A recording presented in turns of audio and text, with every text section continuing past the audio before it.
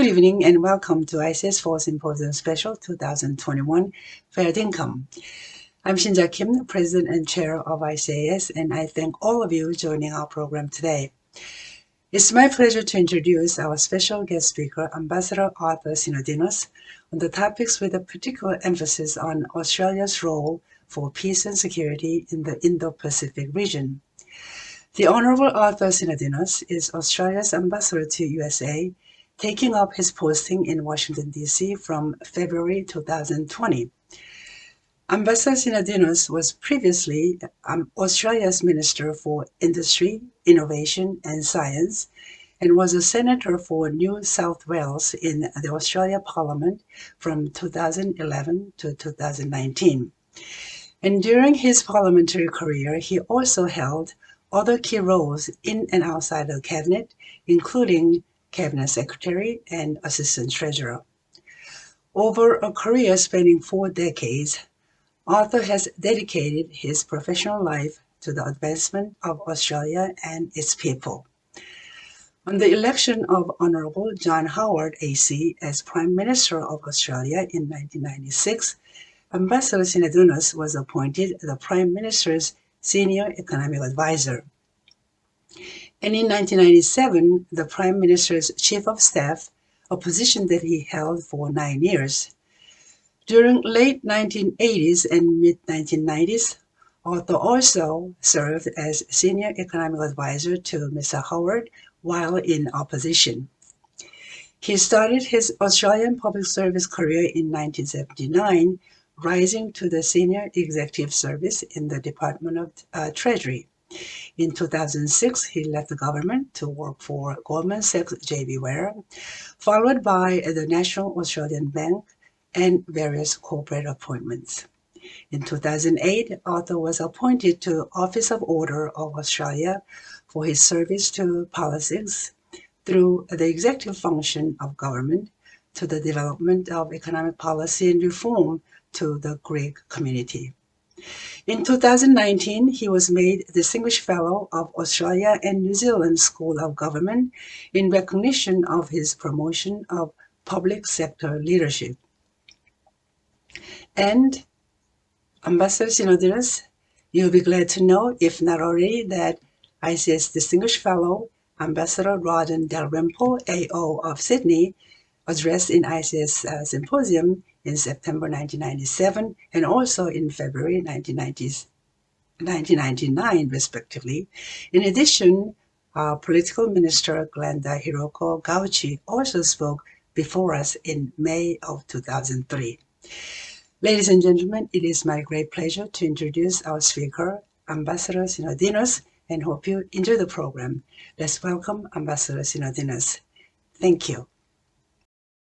Oh, thank you, Ms. Kim. Thank you for that very warm introduction, and thank you to ICAS for making this event possible. And it's great to have the opportunity to discuss Australia's role for peace and security in the Indo-Pacific region. For us, the Indo-Pacific is our neighborhood. It's the world's most consequential region. It's becoming the center of gravity for both economics and politics in the world. And for us, it encompasses our Pacific family, our Southeast Asian neighbors, our major trading partners like Japan, Korea, China, our US alliance, and our strategic partners. Our security and our prosperity is very much tied up in the Indo-Pacific. And our vision for the Indo-Pacific is based on principles that have underpinned decades of stability and prosperity. We're great supporters of what I like to term the rules-based order, which I think has underpinned peace and prosperity around the world, not just in the Indo-Pacific, for the last 70 years. There are several elements to this. One is openness, open and secure markets that facilitate the flow of goods, people, and ideas. It's the opening to markets, which we saw dramatically, particularly in East Asia, which created those miracle economies that we now see leading so much technology and economic development around the world. Remember when we used to talk about the Asian tigers?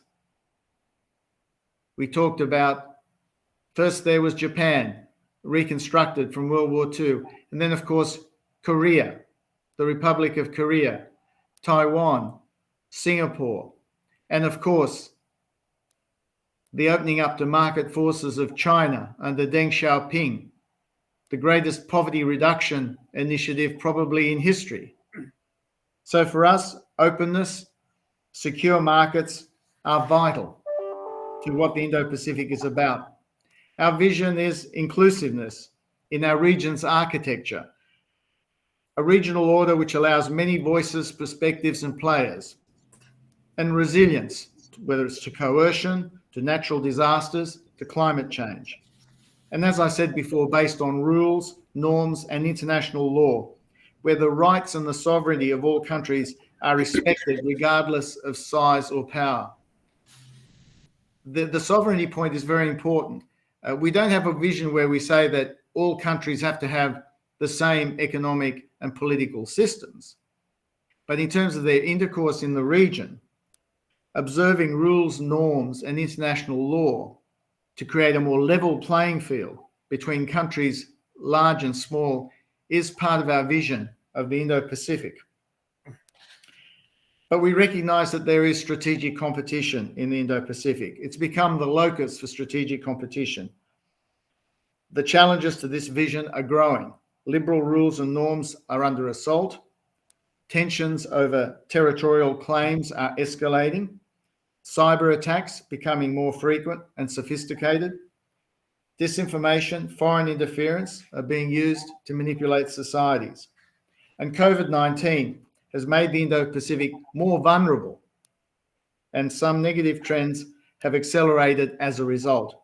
And the pandemic has exacted an immense health and economic toll on the region and compounded those other strategic challenges. Prime Minister Morrison, when he was in New York for the UN General Assembly on the 24th of September, talked about how the global strategic environment has rapidly changed and indeed deteriorated in many respects, particularly in the Indo-Pacific. And meeting these challenges requires cooperation and a common purpose among like-minded nations and all those who share the purpose of peace, stability, and security. So as I said before, this is now the epicenter, the Indo-Pacific, of strategic competition. Now, some competition is inevitable, given different values and interests in the region.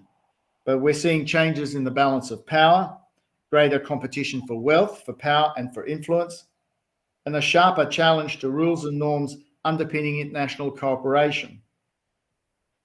That's why we're not a bystander in the broader geostrategic competition. We believe that we have a capacity to help shape the region with others. We're an active player, in other words, in the contest of ideas about the future order and competing to preserve the liberal international order. This is something we've stood up for. We've been prepared in the past to defend that order, and we continue to do so. And while we have an ambitious Indo-Pacific agenda working closely with partners to shape the region, it's very much a positive agenda. We've transformed our development program to stand with our neighbours in the wake of COVID-19. We're focused on priority areas like health security, stability, and economic recovery. What we want to avoid is a divergence of growth, particularly in the region, between more developed countries and developing countries, which will exacerbate gaps and tensions in the region. Our official development assistance in 2020, 21, 22 has a budget of $4 billion, which includes a record $1.44 billion in funding for the Pacific and an estimated $1 billion for Southeast Asia, for example. And we're investing more in our bilateral relationships to pursue common interest, as well as reinforcing and expanding our partnerships in the region with the Quad, ASEAN, and AUKUS. And we're helping to build regional countries' capacity in ways that support the longer-term stability and resilience of the Indo-Pacific. One of the most interesting developments in recent times from my perspective, has been the Quad, which has become a key pillar of our Indo-Pacific agenda, where 4 partners, Australia, Japan, US and India, with a positive practical agenda to support an open, inclusive and resilient region. We talk in the Quad not about what we're against, but what we're for. The Quad complements our other bilateral, regional and multilateral cooperation, supports a region based on sovereignty and respect for international law. The recent Leaders Summit of the Quad on the 24th of September here in Washington sent, I think, a powerful signal of the commitment of the Quad countries to addressing the defining challenges of our time. We're delivering on the region's highest priority, access to safe and effective vaccines, by boosting supply, principally through manufacturing capacity expanding in India, sharing doses from our domestic supplies, and supporting vaccine rollouts across the Indo-Pacific. And we're providing that support very openly, transparently, no strings attached. As at the September summit, the Quad partners had committed to share at least 1.24 billion vaccine doses. Australia is committed to supply up to 60 million doses to our region by the end of 2022, in addition to the contribution we make through COVAX. Our Quad cooperation includes another set of priority areas. One is the working group around climate, keeping ourselves honest as members of the Quad about our climate ambitions and targets. The Quad working group on critical and emerging technologies, which is focused on areas where new technologies are developing and where the challenge is, particularly where they are potentially dual-use technologies, how do we create standards in those areas? How do we promote ethical use of those technologies? And how do we reorder supply chains so that for those sensitive technologies, there's greater cooperation among trusted allies and partners. And those priority areas I talked about before around vaccines, climate, critical and emerging technologies will help deliver tangible outcomes for the Indo-Pacific region. The Quad began in the context of the tsunami in 2004. It's always been about practical issues in the region. It's not an Asian NATO. It's not an alliance. It's not focused on defense and security. It's the Quad Leaders Summit is very much focused on practical, positive outcomes for the region. Now, when new structures like this have come into being and start to take prominence, there's been an issue about how they relate to the existing regional architecture. For us, an important part of that regional architecture, indeed central to that architecture, is the ASEAN, the Association of Southeast Asian Nations. It's at the heart of the Indo-Pacific and matters profoundly for our interests to support. Our Prime Minister was recently at the ASEAN Australia Summit and the East Asia Summit via video conference. We welcome the opportunity to work with ASEAN and other summit partners to strengthen it to guide responses to the region's most pressing challenges. In particular, we were very gratified that ASEAN leaders agreed to an Australian proposal to enhance our relationship to a comprehensive strategic partnership to build on a near 50-year history of ASEAN and Australia cooperation, and which will position the partnership for the future. To mark the new chapter, we're investing $154 million into partnership with ASEAN over 10 years, including to support projects that address complex challenges in the region, whether around health security, terrorism and transnational crime, energy security, promoting the circular economy, healthy oceans, and supporting implementation of ASEAN's outlook on the Indo-Pacific. And 100 Australia for ASEAN scholarships to support emerging ASEAN leaders to study in Australia in fields that advance that outlook under its priority areas of cooperation, such as maritime, connectivity, economic and sustainable development cooperation. These people-to-people links through fellowships like this are really important. These scholarships are really important. They build on the work that we did in the 50s and 60s with the Colombo Plan, in which we brought scholars from the region to Australia. In more recent years, we have the new Colombo Plan, where we've sent Australian scholars to the region to become more familiar and more immersed in the region and create those people-to-people links, which are always the most important basis for relationships between countries. We've also established an Australia for ASEAN Digital Transformation and Future Skills Initiative to support our region's future skill needs.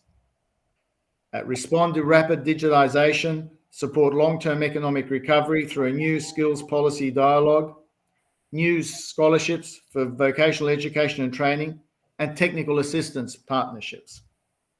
These investments, this support is a tangible indication and is the largest ever increase in our development cooperation program with ASEAN and demonstrates our commitment to working with them for the benefit of the region. I've laboured that point because I want to make it clear for us, ASEAN centrality means, in effect, if I may say so, putting our money where our mouth is. And that is in terms of how we relate to the region and how we create practical programs to work together.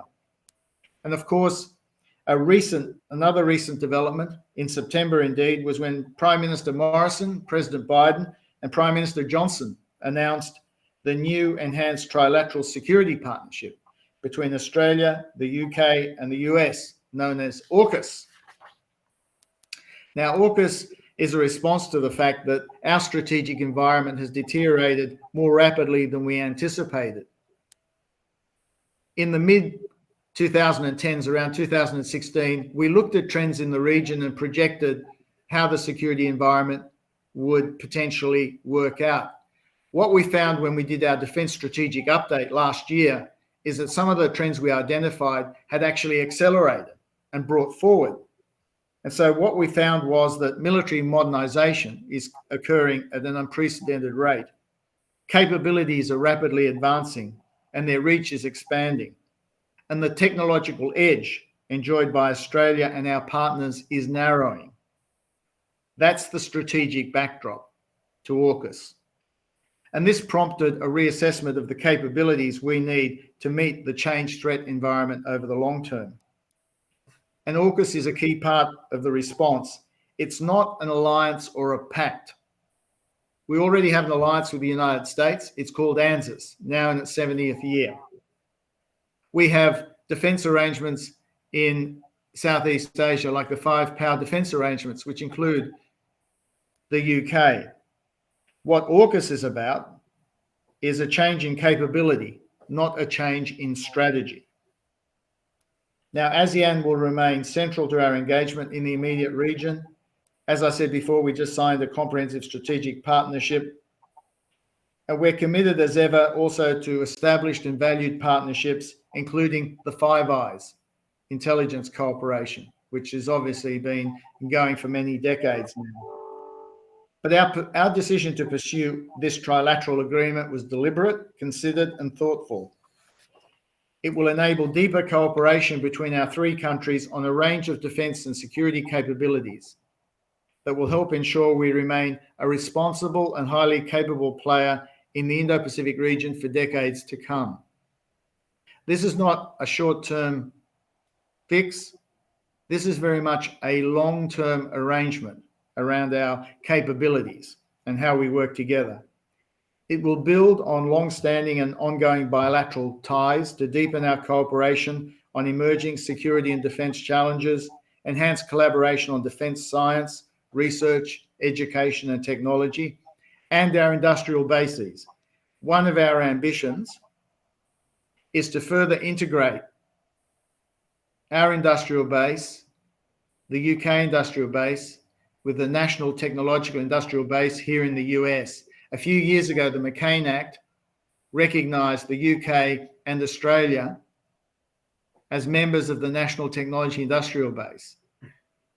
AUKUS will allow us to take that cooperation, that interoperability, that integration to a new higher level. And this will be a significant benefit, not just in defence and strategic terms, but also to the workforces of these industries for generations to come. So we're committed to developing a more capable military force that will continue to help shape the future trajectory of the region in ways that support security and prosperity for all. In other words, our objectives haven't changed. Our strategy hasn't changed. It's a strategy to support the rules-based order in the region. Now, our allies and partners are our greatest strategic asset and central to achieving our collective goals in the region. The future of the Indo-Pacific has global ramifications. Other countries have a stake in speaking up and acting when rules and norms are challenged in the Indo-Pacific, and they are increasing their diplomatic development and security engagement in the region. But we're committed to working with regional partners to realise Australia's vision for a secure, stable and peaceful Indo-Pacific. And since we're here at ICAS, let me say that I'm looking forward in the next few months to when President Moon is able to visit Australia. We've been seeking to arrange a visit for some time now. There's a lot to discuss. President Moon had a very successful visit here to the US earlier this year, and he and President Biden agreed on a very lengthy statement of practical measures to take their relationship to the next level. And one thing that's been heartening about the US administration is that very early on, when it came to the Indo-Pacific, they made it clear they would consult their allies and partners as they went forward.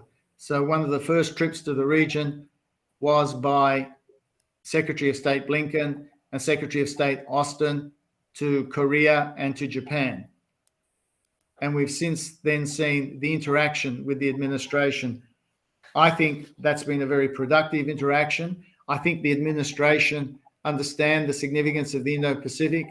I think through actions they've taken this year, elevating the Quad to the leaders' level, the work that's been done on AUKUS, the work that's been done with the ASEAN countries. President Biden recently had a very successful summit with the ASEAN countries and announced some important joint initiatives. I think the US is putting real flesh on the bones of the Indo-Pacific strategy. I've talked for long enough. I've thrown a bit at you. You've been very patient. Happy to answer your questions. And again, thank you for the opportunity to be with you. Thank you, Ambassador. That was a great speech. Tong Kim, go ahead. Thank you, Ambassador. It was a very interesting outlook of what's happening and what Australia is doing for stability and peaceful maintenance of the international order that you expounded upon. Now, nobody thinks that China would attack Taiwan within a year or two, but maybe 5 years from now. And not too long ago, President Biden told us on a CNN town hall meeting in Baltimore that the United States is committed to come to defense of Taiwan in case China attacks Taiwan. What's the position of Australia on this matter? Would Australia come to the defense of Taiwan as well, as an ally of the United States and also a member of the Quad, which you said was not an alliance, but nevertheless, it does all kinds of good things as you expounded upon. Thank you, Tom. Thanks very much for the question. I think the first thing to say is that the president said what he said at the CNN town hall. He said something similar on the 18th of August. His administration clarified that he was not saying anything that was deviating from the support of the self-defense of Taiwan. It's true to say that when this question arises, my first instinct always is that what we are working to do is to prevent a situation where that very thing we are talking about happens. For me, that's a hypothetical because the whole point of what we're doing in seeking to uphold the rules-based order, the point of being technologically advanced, having an edge in capability that helps to promote deterrence in the region, is to encourage countries always to have a calculus that weighs up the costs and benefits of doing these things, and it comes down on the side of not taking aggressive actions. Our view on Taiwan is that cross-strait issues should be settled between the relevant parties in a peaceful way without coercion. And what we have done with Taiwan is we have a fruitful economic and trade relationship. We support them in their work in international bodies as appropriate. In international bodies where you have to be a state to be involved, we support them coming as an observer because we think they're a very successful society, and we think it's to our benefit to continue to develop our relationship with them. But the whole point of what we're doing in the region through our actions is precisely to head off the possibility of a conflict and try and sort of minimize the possibility of things happening by accident or through miscalculation. So I think it's very important for all of us to, I think, understand that the future of the region relies on us all being prepared to stand up and defend the rules-based order. That is the best guarantee of peace and of peaceful outcomes to some of these situations. Thank you. Tong, do you have a follow-up question? Yeah, I think U.S. one China policy has served the purpose during the Cold War when confronting the Soviet Union and to deal with this expanding threat. Now, so many decades later today, it is a bottleneck that binds the U.S. hands together behind, and still, like Australia, still maintains that the cross-strait matter should be resolved peacefully between Taiwan and mainland China, but nevertheless maintaining close relations and the support selling all kinds of military hardware to Taiwan for its self-defense against the potential invasion by Chinese. Now,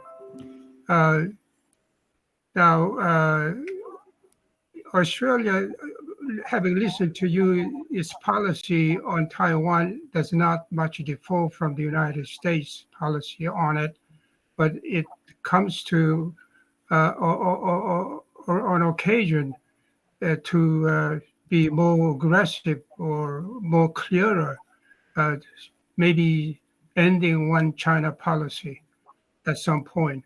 What's your viewpoint on that?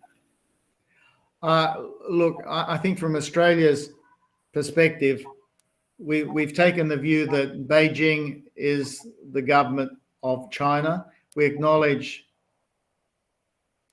what's been said about Taiwan as being part of China, but what we've said all along is that those differences should be settled between the parties in a peaceful and constructive manner, and that nothing is gained by sort of, if you like, jumping to discuss scenarios when every effort we are making is to avoid those scenarios becoming a reality. That's the truth of the matter, and we're fighting very hard to have a situation where people are focused on doing things. That's the whole point of supporting a rules-based order, that people do things in accordance with international norms. Thank you, Ambassador. Don Kirk, go ahead. Okay, can you hear me now? Yep. Okay, Don, go ahead. Well, unfortunately, I have quite a bad connection. I'm really sorry. But I guess my overriding question, which the ambassador has probably touched on, I keep on getting the impression that Australia is interested in the South China Sea and Southeast Asia, but I'm not sure about commitment to the Korean Peninsula, to the defense of the Korean Peninsula, or to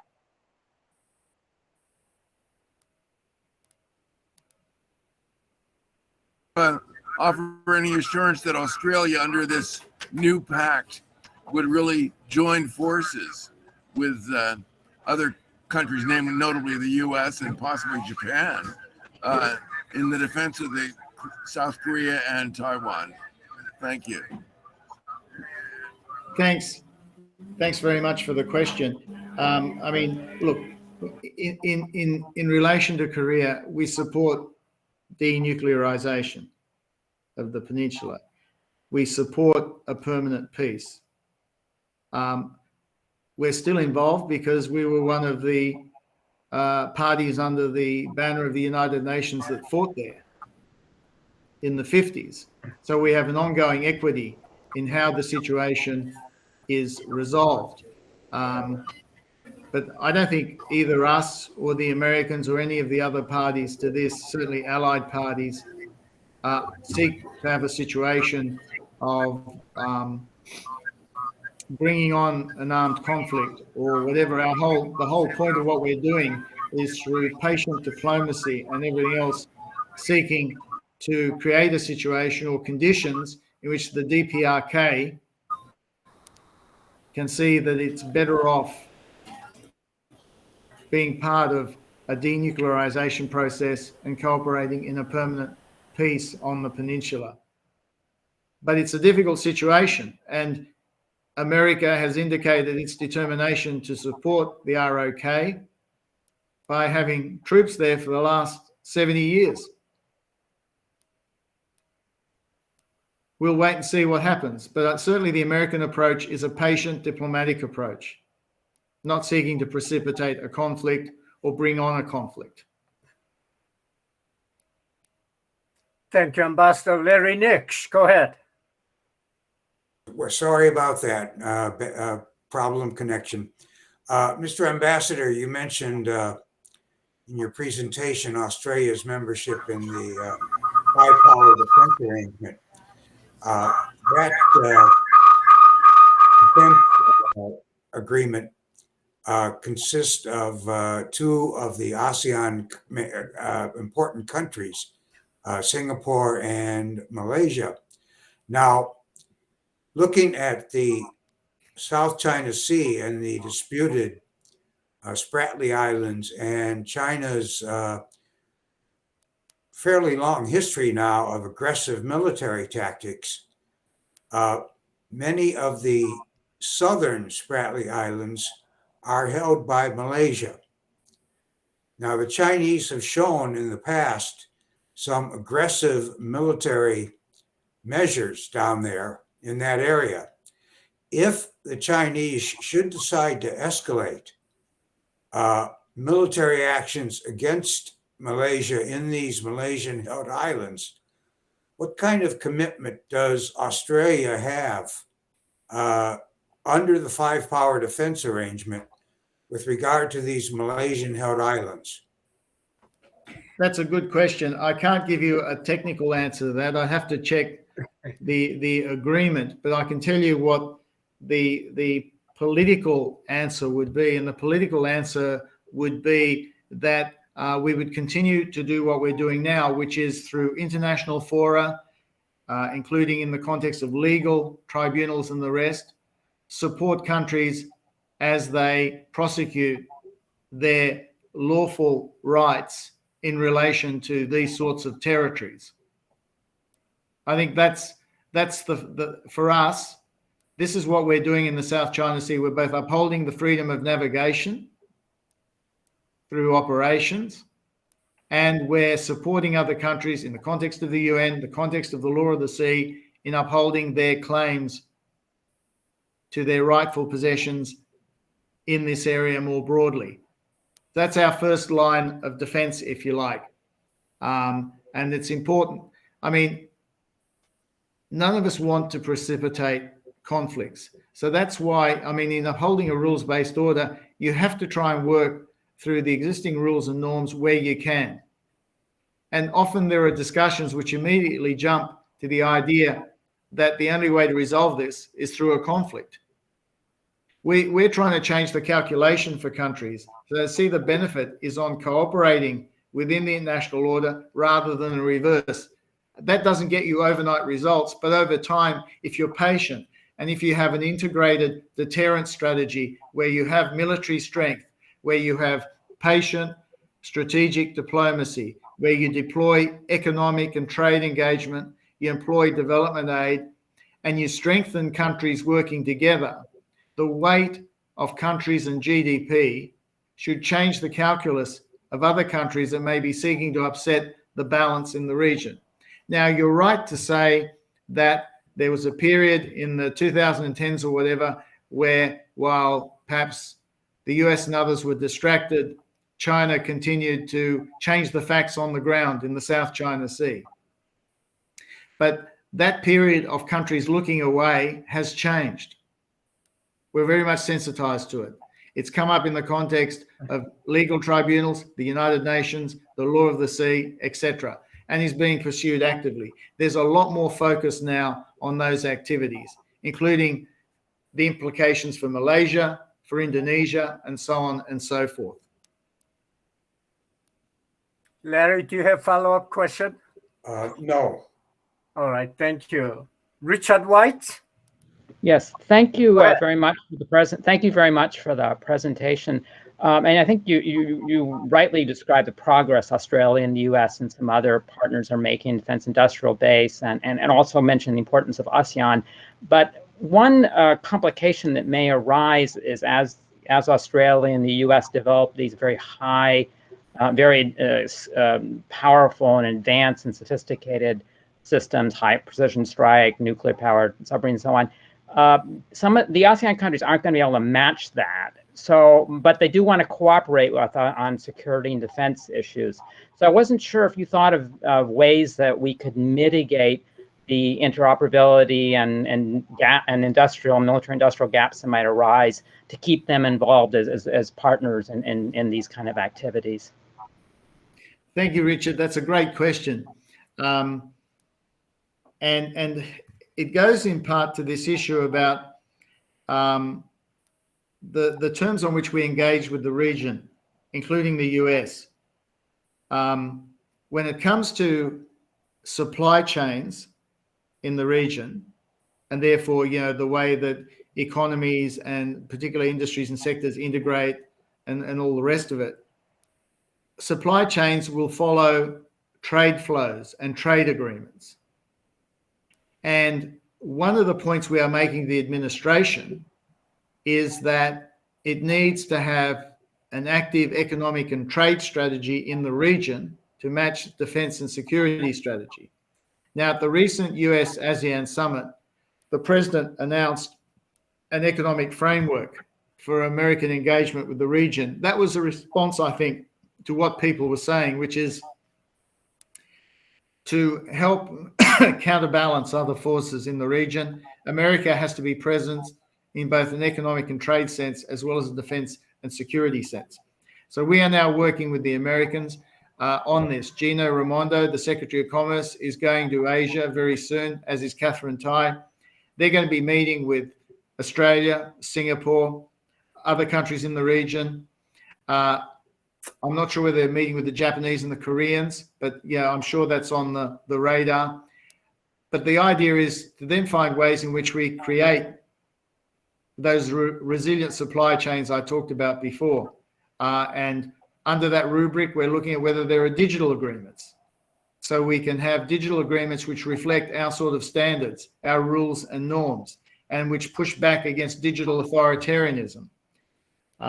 So I think in part the answer is that as we engage countries in the region on the economic and trade front, and supply chains follow that, and we actually stimulate prosperity, there's a greater capacity for countries in the region to do more themselves in terms of helping themselves whether it's in a military or other sense, but to the extent that they see that American engagement in the region as a counterbalance to other forces in the region, I think that actually promotes security and prosperity in the region and actually helps to counterbalance the forces which may be leading to potential conflict and all the rest of it. I see economic and trade engagement as actually confidence-building measures and may help to thwart some of that arms race which others may otherwise perceive. Thank you. Kevin Carlson? Kevin Carlson out there? Yes, thank you, Mr. Ambassador. In what ways has AUKUS impacted Australia's Indo-Pacific relations, both positively and negatively, and how has it made the Korean Peninsula more secure? Thanks, Kevin. Within the region, when AUKUS was announced, there was a concerted effort by the Foreign Minister and the Defence Minister to explain to countries in the region what it was about. The sort of issues that countries raised was obviously not only the impact on the security balance, what were the implications for nuclear proliferation, how we were seeking to address those, given that we have very good credentials when it comes to nuclear non-proliferation.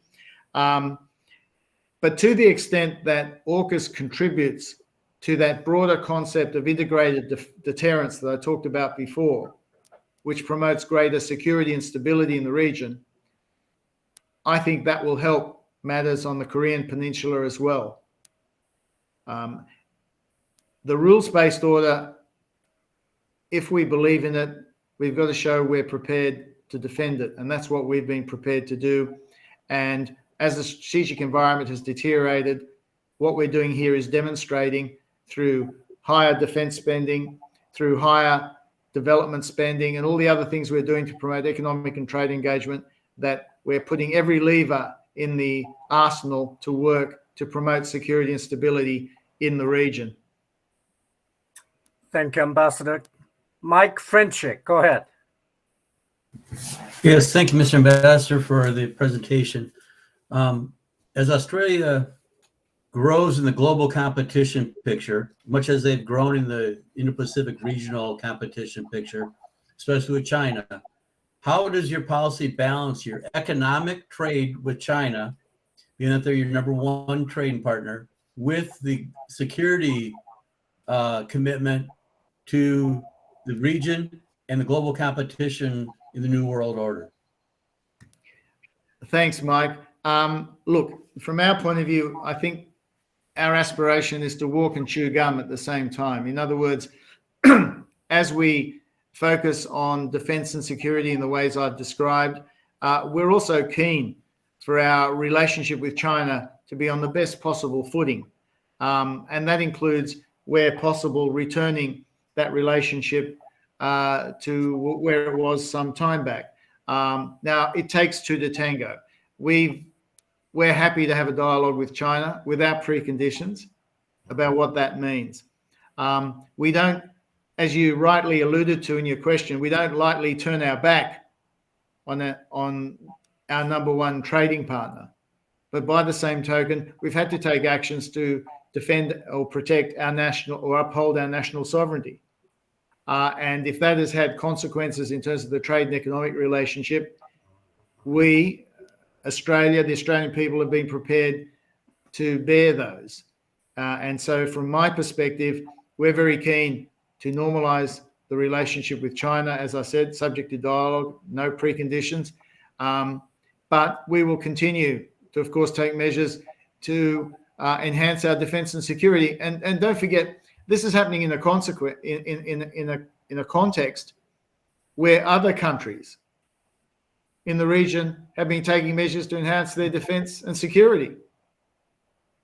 So I think to some extent, more recently, where there's been a focus on AUKUS being the new player on the block, somehow seems to have distracted from the fact that it's more a response rather than a catalyst to developments in the region. Thank you, Ambassador. William King. William. Mr. Ambassador, thank you for taking time out of your busy schedule and the forthrightness of your answers to these questions.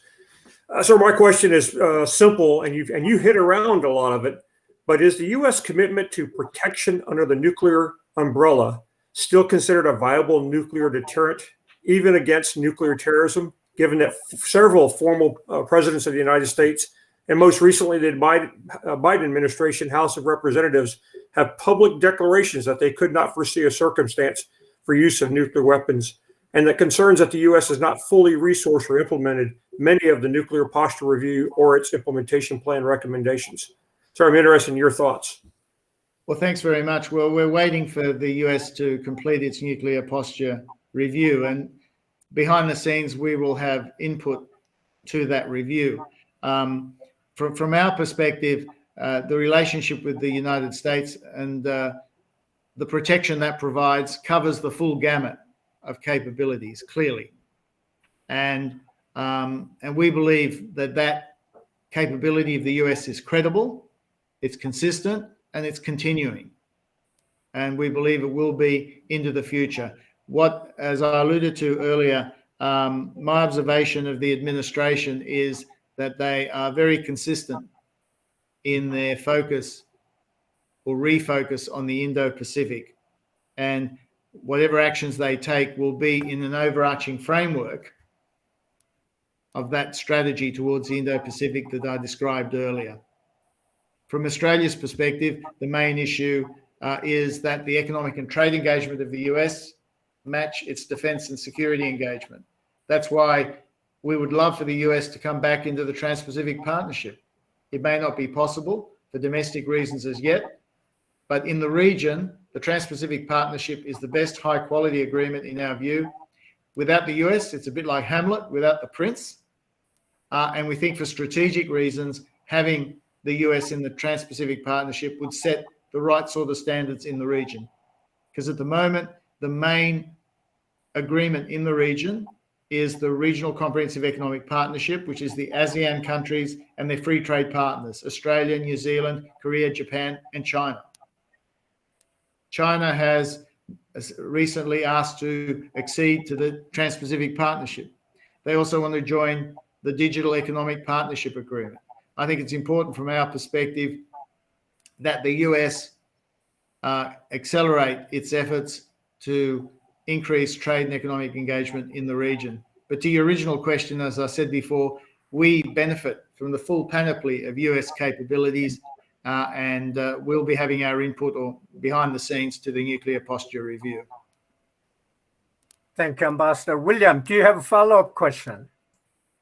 Sir, I do. I appreciate the opportunity to have a follow-up. North Korea, and I'll sort of pull on this string just a little bit more. North Korea continues to signal its intentions to develop both its nuclear capabilities to include tactical and intercontinental ballistic missile weapon systems. We've seen that here demonstrated most recently with some of their weapons tests off their eastern coast. What are your thoughts on the impact that the introduction of these weapon systems would have on the likelihood of increased access to weapons of radical extremists and terrorists, particularly through the Indo-Pacific region? Yeah, thanks. I mean, it's a great question because, you know, for a long time now, that's been the great fear, that weapons of mass destruction, chemicals, biological weapons and the rest get into the wrong hands.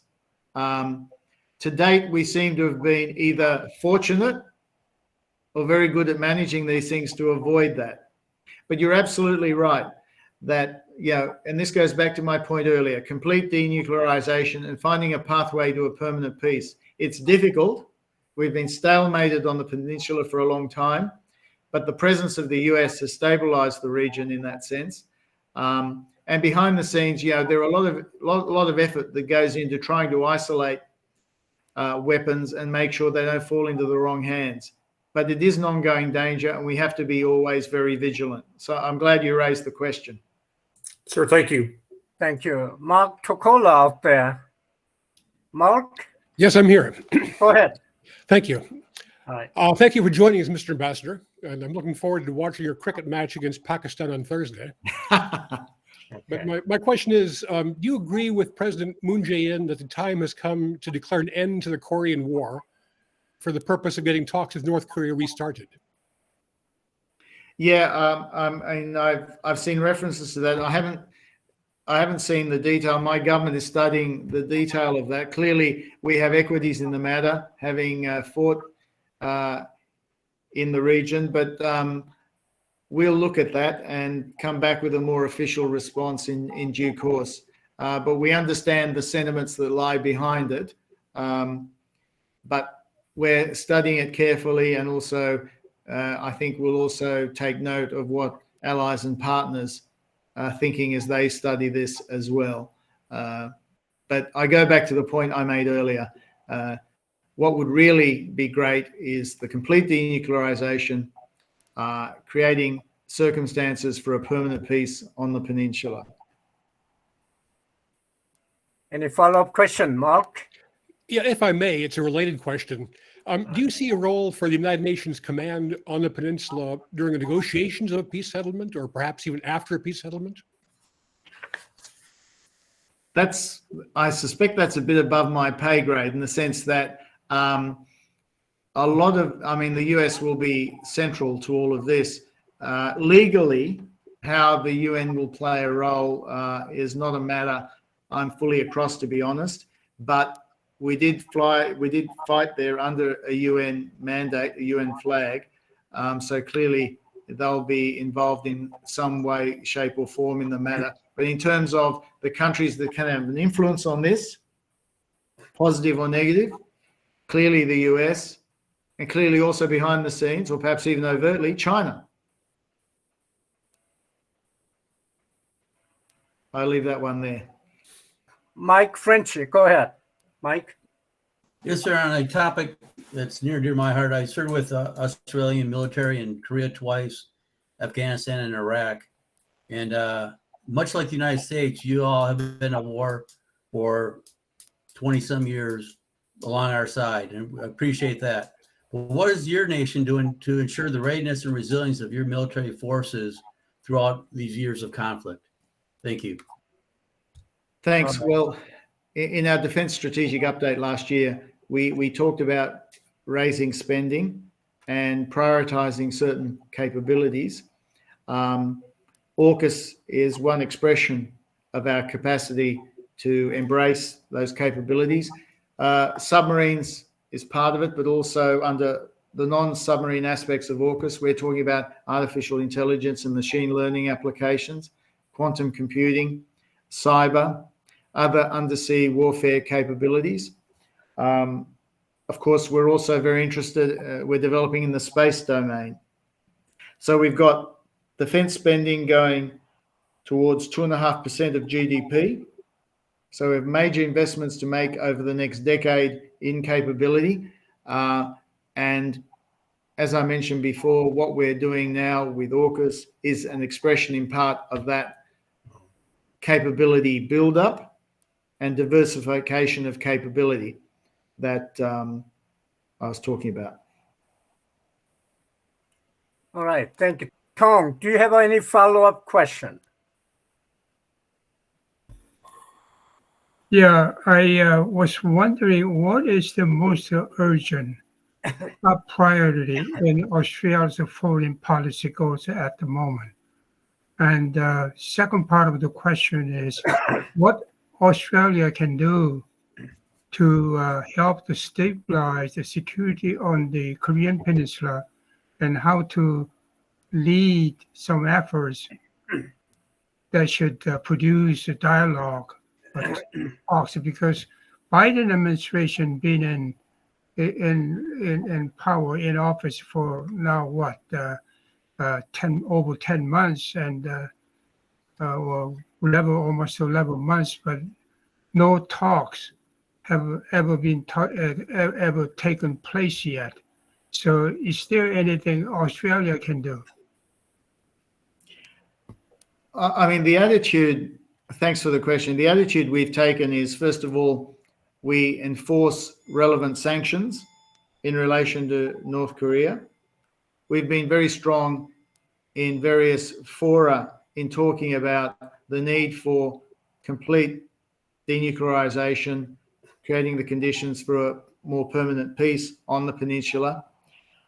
We obviously support the efforts of the United States in this regard. There's a lot of work going on behind the scenes. But also we're developing our bilateral relationship with the Republic of Korea in order to help strengthen ourselves, and the benefit is to strengthen Korea as well. Because I think we get nowhere unless we continue to support the Republic of Korea. So in our case, Prime Minister Morrison and President Moon, on the sidelines of the G7 Plus in Cornwall earlier this year, agreed to pursue a comprehensive strategic partnership. Now, this was probably well overdue, and it's energizing our countries to explore step up in the relationship, building on our close cooperation, forming coalitions, negotiating agreements, winning candidacies, supporting health systems in our region, particularly Southeast Asia, building resilient supply chains, and continuing together to support open markets and the rules-based order. So part of our strategy is to support the Republic of Korea to be as strong as possible, as well as supporting the efforts which are being made by allies and partners in terms of creating the conditions for a permanent peace on the peninsula. Thank you, Ambassador. Nobuo Tanaka from Tokyo. Go ahead. Thank you. Ambassador, I really appreciate your very interesting presentation. And I appreciate also that Australia decided to have a nuclear propulsion submarine.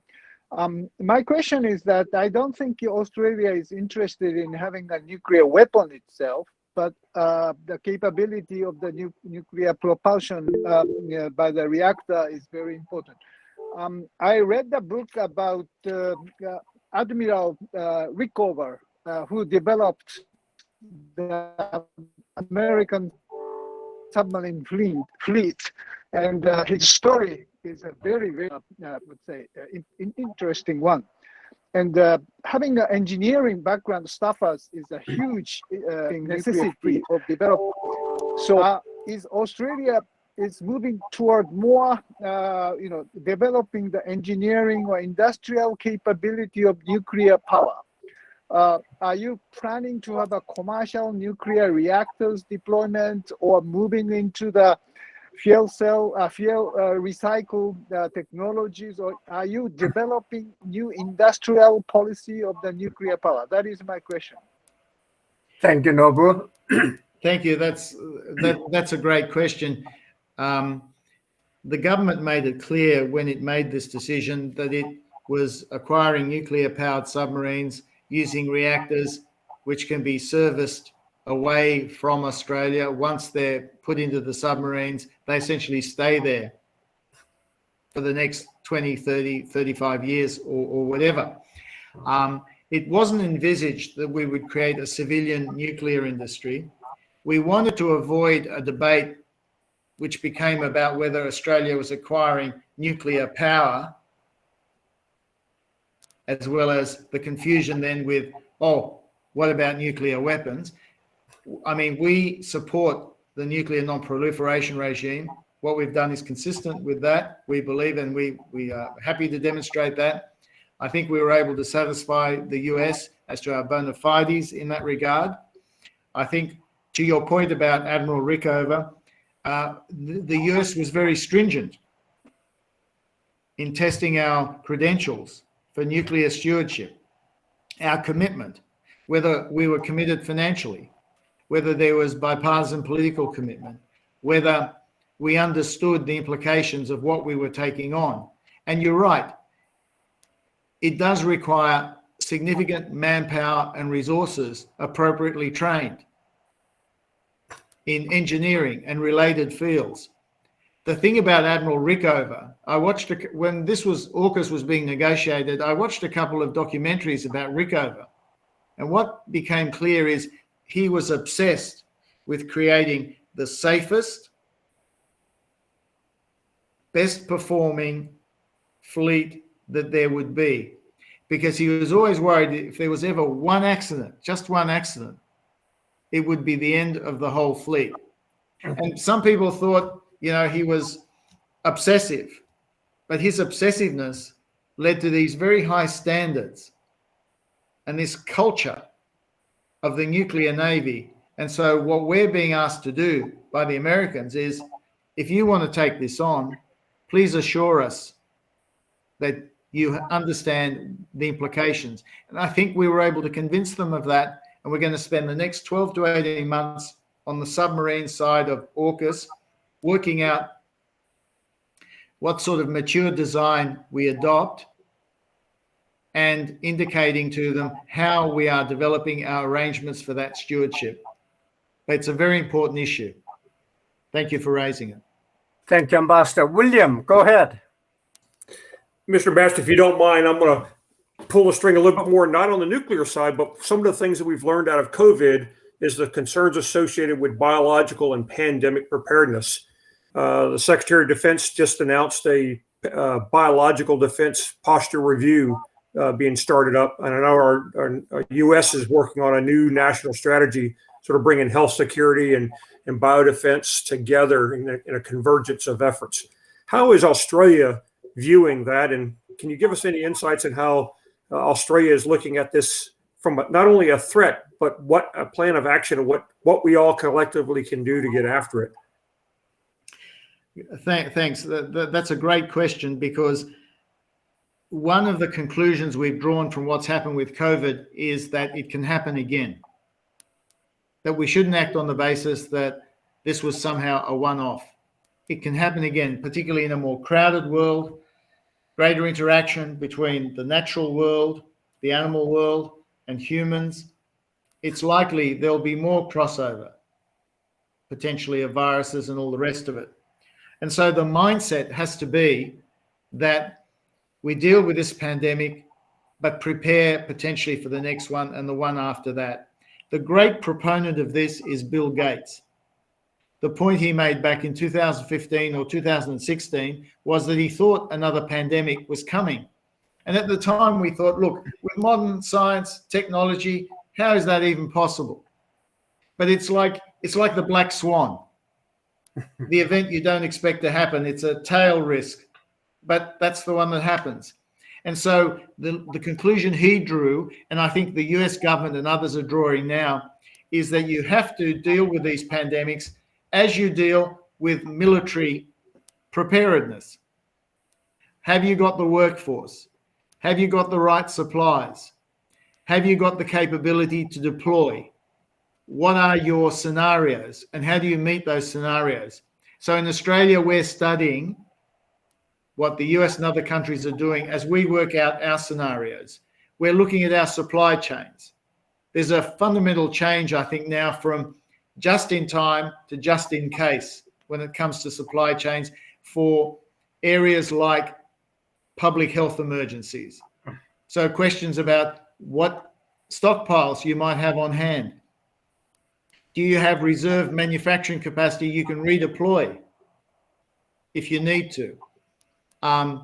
But, you know, I have to say, William, in the space of a year and a half, you know, we really seem to have come a long way in understanding these particular types of viruses, and our capacity to deploy resources to develop vaccines certainly gives me hope that we're in a better position to deal with variants and with other pandemics. We're starting to get our groove.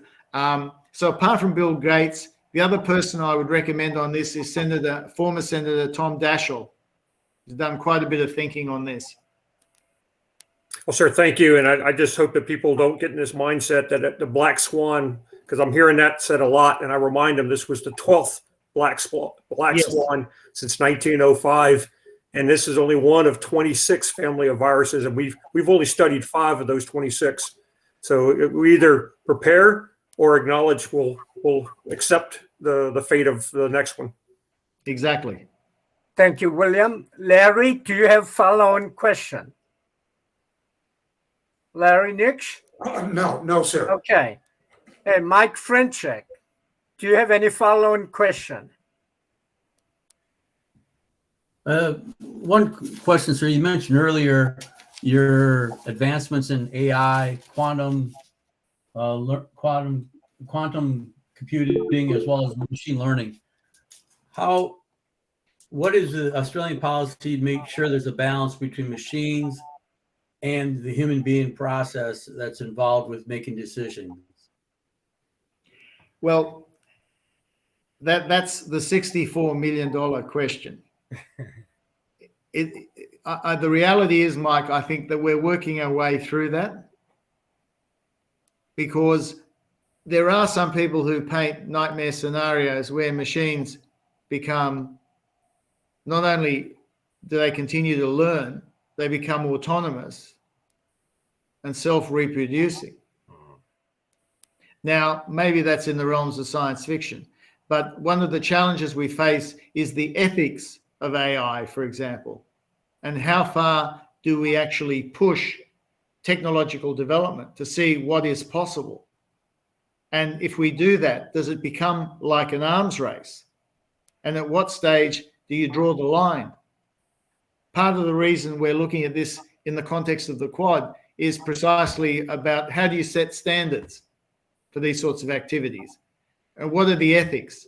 And if there are ethics, how do you enforce the ethics for those who may see a temporary or even permanent advantage in pushing these technologies to the nth degree? So they're important issues you raise, and they're part of the reason the Quad are looking at critical and emerging technologies. Thank you, Ambassador. Shinon out there, please go ahead. Thank you, Mr. Ambassador.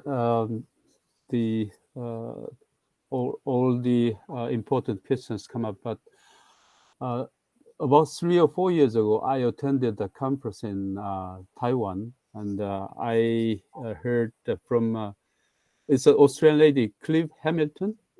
She wrote a book titled "The Silent Invasion." It's about China. Clive Hamilton, yeah. Yeah, Clive Hamilton. So, how do you see the silent invasion of China in the perspective of Australian government? How do you take it seriously? That's my first question. And my second question is, what do you expect the Korean government, or particularly this Moon government, do for Indo-Pacific strategy initiative, or Quad the system? That's my two questions. Thank you. No, thanks very much. Look, on the first question, when we put laws out there about how to protect our telecommunications system, or laws about stopping foreign interference in our parliament or in our political parties, we didn't say we're doing this law because of one country. It's what we call a country agnostic approach. It was to uphold certain rules and norms. And if one country seeks to upend those rules or norms or work around them, then they'll be the subject of sanction under the sort of rules and legislation we put together. We have a countering foreign interference task force, which is looking at not just issues in the political process, it's looking at issues in universities about how research is used, about civil and military uses of research and who is supporting what research. So we never passed any law which said we're doing this because of China. We passed laws which were on principle, if any country does X, Y, or Z, this is what happens. So I stress that's consistent with taking a rules-based approach and asking other countries to respect our sovereignty on that basis. And we're taking a lot more action in terms of scrutiny of foreign investment proposals, protection of our critical infrastructure, both in terms of ownership and control, but also taking action against misinformation, disinformation, use of cyber, any activities which are called grey zone activities, which are just below the activity of an actual conflict, but which are meant in some way to coerce or intimidate or control. So we make no apologies for having those sorts of rules and regulations and laws, and we hope other countries will respect our sovereignty.